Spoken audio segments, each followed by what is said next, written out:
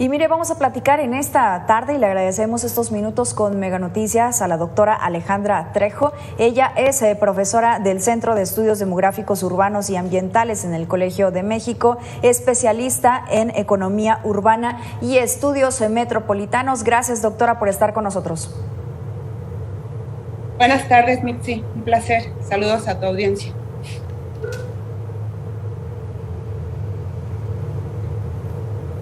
No sé si nos escucha la doctora, porque yo no escucho al equipo de producción. Ojalá se pueda resolver esta situación.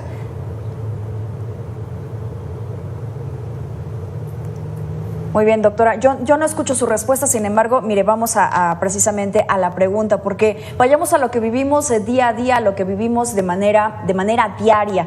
El transporte público, que es deficiente en gran parte del país. No hablemos de la Ciudad de México con estos accidentes, no hablemos de algunos buenos quizá ejemplos que pudiéramos dar a nivel país, pero ¿qué falta para poder modernizar el transporte en el territorio mexicano? Sí, no sé si me escuchaste antes, pero buenas tardes a todos. Efectivamente, hay un problema que yo creo que es uno de los más críticos en el país en cuanto a servicios públicos en general, que es el transporte público precisamente. Y yo creo que hay un rezago importante en materia tecnológica, en materia técnica, pero sobre todo es un problema que tiene que ver con situaciones de política pública y planeación, y específicamente en el tema de financiamiento. Entonces, digamos que tenemos toda una serie de herramientas desde el punto de vista técnico-tecnológico para modernización de transporte.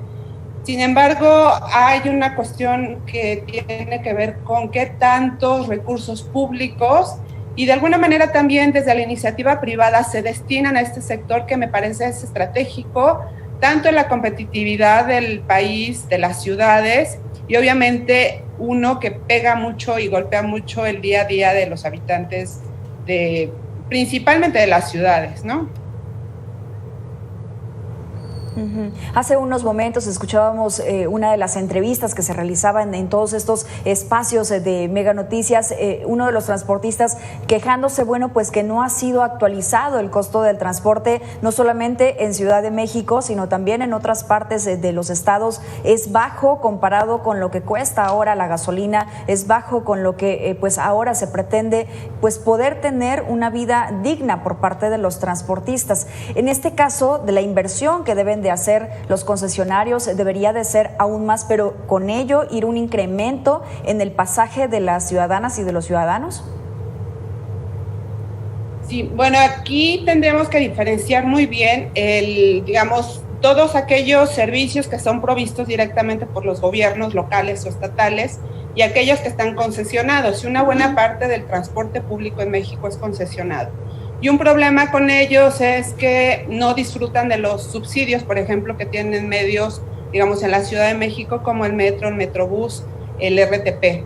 Entonces, ellos tienen un importante problema de sostenibilidad o sustentabilidad financiera que les pega mucho, obviamente, en el tipo de servicios que proveen, en el tipo de unidades, que muchas veces son unidades viejas, obsoletas, son inseguras. Y de alguna manera sí hay un rezago también en términos de actualización de tarifas para brindar un mejor transporte. En la Ciudad de México, sobre todo porque son de los transportes más baratos, yo diría de las ciudades más importantes en el mundo y más grandes, es el más barato, ¿no? El más barato, y eso porque una parte, que es la parte provista directamente por el gobierno local o de la ciudad en este caso, tiene estos fuertes subsidios y entonces de alguna manera ellos pueden sobrevivir en la provisión de este servicio con relativamente mejor calidad, aunque también hay un déficit, digamos, en términos de la cobertura. Hay un rezago en esa parte, en ese segmento de provisión de transporte público, pero por otro lado están los concesionarios que se tienen que ceñir a los límites tarifarios que señala el gobierno, ¿no? Aunque son concesiones, de alguna manera está regulado, y entonces no tienen esa capacidad de ellos, esa libertad para poder hacer ajustes a sus tarifas dependiendo de los costos que evidentemente sí han aumentado. Sí, usted mencionaba palabras, me parece claves, son sucios, muchos de estos son contaminantes también y por otra parte son inseguros. El transporte público debería de brindar diferentes tipos de garantías a los usuarios porque pagan por ese servicio, sin embargo vemos allí los grandes ejemplos que son las combis en la Ciudad de México, que no deja de haber robos pese a las diferentes estrategias que ha implementado en este caso Seguridad Pública. Y bueno, ese es otro problema. Digamos, hay toda una serie de problemas. En inicio está el tema financiero, tarifario. Eso a su vez repercute en la calidad de servicio, en las frecuencias, y una parte de la calidad del servicio obviamente tiene que ver con la cuestión de seguridad, tanto seguridad en términos del tipo de unidades que tienen, ¿no? Que son viejas, y si no muy viejas, de alguna manera también el hecho de que ellos tengan que competir por tener mayor pasaje, tener mayores, digamos, unos mejores balances ahí en términos del pasaje que captan para tener mayores recursos también, y tienen que competir, hacer carreritas. Eso hace que sea vulnerable para los usuarios un tipo de servicio de ese estilo. Y además está el cuestión del crimen organizado, que de alguna manera ya puede entrar en ese ámbito, que es uno de los problemas que más hemos visto a últimas fechas. No es un problema nuevo, desde luego, pero sí se ha hecho mucho más agudo, quizá también por el tema de digamos, el cierre de actividades económicas que se tradujo en desempleo, y obviamente eso... si no es, digamos, una excusa, sí es quizá visto por algún sector de la población como una salida, ¿no? Para poder tener quizá ingresos o saldar ese tema del desempleo. Entonces hay más este tipo de delitos, de asaltos, y sobre todo que son asaltos violentos, ¿no? Entonces, digamos que sí es una problemática muy amplia, es un tema estratégico en términos de políticas públicas, pero yo creo que también el sector privado podría perfectamente intervenir o participar en hacer un transporte público en México mucho más sostenible, mucho más seguro y de mayor calidad. Este contexto que nos das me lleva a preguntarte, ¿es posible poder tener nuevos sistemas de transporte? Yo vi con mucho asombro, yo te puedo compartir, yo vivo en provincia, pero vi con mucho asombro el tema del cablebús, ¿no? Que bueno, se quedó sin energía ahora cuando ocurrió lo del sismo, y que ahí tendrá que mejorar por la parte técnica de la Ciudad de México. Pero también vemos otros tipos de transportes que ya se están visualizando, que ya se están haciendo y que también pudieran llegar a ser un efecto social, doctora. Sí, bueno, está el tema del cablebús, que puede ser muy útil para todas estas zonas que son realmente inaccesibles por otros medios. Entonces la gente que tiene que bajar de los cerros a tomar camiones y que les queda muy lejos el metro, en el caso de la Ciudad de México.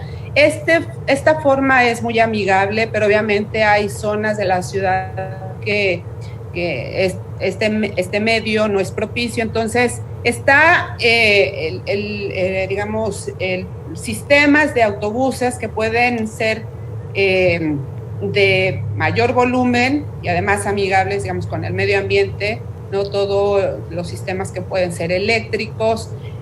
Socialmente y ambientalmente, pues está la cuestión de las bicicletas. Yo por aquí atrás tengo mi bicicletita. Entonces, sistemas públicos de transporte, digamos, basado en bicicletas, basado en scooters, que luego traen otro tipo de problemas por la necesidad de desarrollar mejor una infraestructura mucho más ordenada, pero yo creo que son alternativas que tendríamos que ir mirando desde los gobiernos y también desde la población, porque, digamos, el tema de la bicicleta a veces por cuestiones de hábitos o de otro tipo de situaciones no lo usamos tanto, pero me parece que tendríamos que mirar a esa posibilidad, obviamente, una vez que se desarrollen pues las vías y las infraestructuras adecuadas para que sea seguro, y entonces recurrir a esos otros medios, ¿no? La bicicleta, los scooters,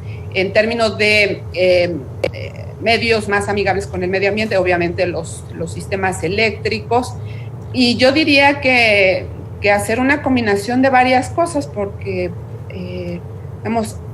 ya somos más de 20 millones en esta ciudad. Las ciudades en todo México están creciendo mucho, se hacen más agudas las necesidades de hacer grandes traslados, y entonces ahí se necesitan medios, digamos, masivos, ¿no? de mayor escala, y además que sean accesibles para la población. En términos monetarios, digamos, ahí también hay un balance, ¿no? De qué tanto los concesionarios o los que proveen los servicios pueden hacer ajustes a sus tarifas sin que afecten el menoscabo de la posibilidad de la población, porque además ese es otro tema.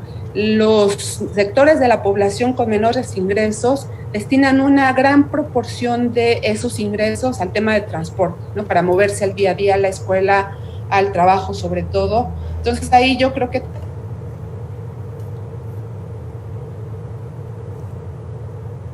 no afectar a los usuarios también en términos de los costos, ¿no? Exactamente, que el usuario final no termine pues teniendo este golpe directamente a su economía y que de alguna forma se convierta en un ganar-ganar. Ahora, ¿qué pasa también con este tipo de transporte que se está haciendo y que va a conectar también con el aeropuerto de Ciudad de México de Santa Lucía, doctora, que también pues está conectando a otras zonas marginadas y que pudiera, bueno, pues estar reduciendo los tiempos para que todos se puedan trasladar en esta, bueno, pues ciudad tan caótica entre Ciudad de México y el Estado de México? Sí, en el caso del aeropuerto, evidentemente no lo hemos pensado los que vivimos en Ciudad de México como eso.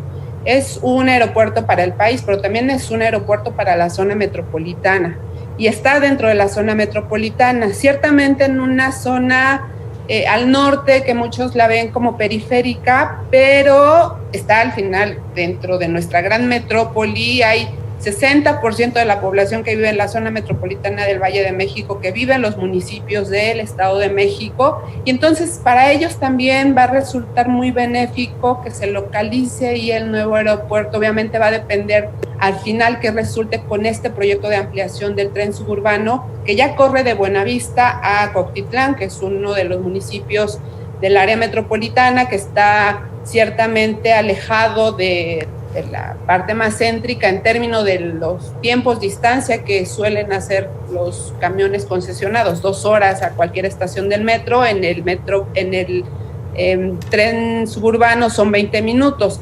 Ahora va a haber una conexión en la estación de Lechería, que es una de las estaciones ya actualmente operando, hacia el aeropuerto, y ahí va a haber toda una serie de estaciones que va a ir digamos, atravesando y beneficiando a municipios que están alrededor de ese proyecto. Además, hay un proyecto en cada uno de estos municipios para mejoramiento en términos de la infraestructura más global de conexión con los circuitos, con las vías que conectan a esos municipios con la Ciudad de México. Eso va a ser también importante en términos de, digamos, el gran tema de la movilidad dentro de la ciudad. Ahí también la cuestión de las tarifas va a ser clave para que ellos puedan acceder una vez que ya está, digamos, concluido este tramo, que ellos puedan tener acceso a este servicio y puedan